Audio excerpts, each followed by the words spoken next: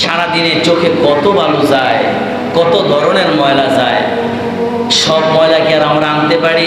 এরকম ঘষাঘষি করি, বালুগুলা হয়তো ভিতরে চলে যায়, কোন এক জায়গায় জমা হয়ে থাকে, মনে করছি যে মনে হয় চলে গেছে। কিন্তু আল্লাহ বলেন, বান্দা এই বালুগুলা গেছে, তুমি টেনশন করবা? তোমার টেনশন করার তো হবে না। আমি আল্লাহ এমন ব্যবস্থা করে দিছি, যখন তুমি রাত্রে ঘুমাও, রাত্রে ঘুম থেকে যখন উঠো, ওইটাই তুমি দেখো সাইডে কেতুর হয়ে গেছে ময়লা। হ্যাঁ, চোখে ময়লা হয়ে গেছে। তা আমরা এরকম করে ময়লাটি আনি, ময়লা না মুছি। আল্লাহ বলেন, এই যে কেতুর কইরা আমি ময়লা বের করছি তোমার চোখ থেকে, এটা আমি আল্লাহ।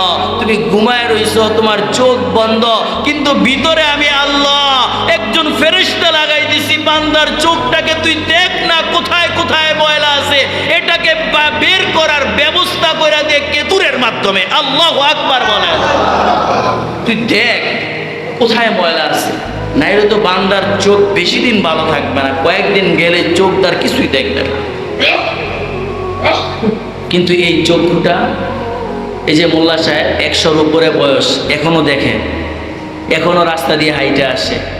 এই যন্ত্র, একটা যন্ত্রের একটা মেশিন যদি আমরা বানাই, তাহলে কয়দিন এটার গ্যারান্টি দেয়? কয়দিন গ্যারান্টি দেয়? একটা যন্ত্র বানায় বলে 5 বছর গ্যারান্টি, এরপরে নষ্ট হয়ে গেলে আমার কোনো কিছু করার নাই। বা 1 বছরের গ্যারান্টি, এর মধ্যে আইনের নষ্টের ঠিক করব, কিন্তু 5 বছরের পরে ঠিক করতে পারবো না। কতদিন গ্যারান্টি থাকে? কিন্তু আল্লাহ এই মানব দেহের মধ্যে এতগুলা যন্ত্রপাতি দিয়েছেন, এত সুন্দর করে আল্লাহ তাআলা আমাদেরকে সৃষ্টি করলেন যে বান্দা, তোর চোখে আমি যন্ত্র দিলাম, তোর হাতে আমি যন্ত্র দিলাম, একটা আঙ্গুলের মধ্যে কতগুলা ভাঙ্গা, এই যে কতগুলা ভাঙ্গা, 1টা 2টা 3টা 4টা ভাঙ্গা। সুবহানাল্লাহ, 4টা ভাঙ্গা।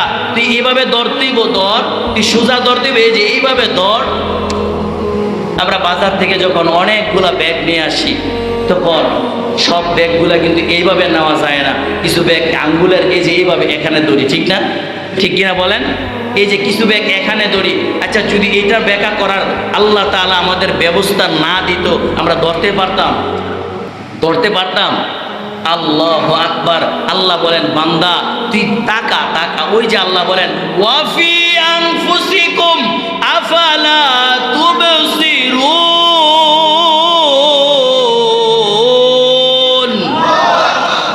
আল্লাহ এমনি বলে নাই সৃষ্টির দিকে তাকা। কোন সৃষ্টি? তুমি তোমার নিজের সৃষ্টির দিকে তাকাও। এ বান্দা, তুমি তোমার নিজের সৃষ্টির দিকে তাকাও। তাকাইলেই তুমি আমি আল্লাহর পরিচয় পেয়ে যাইবা।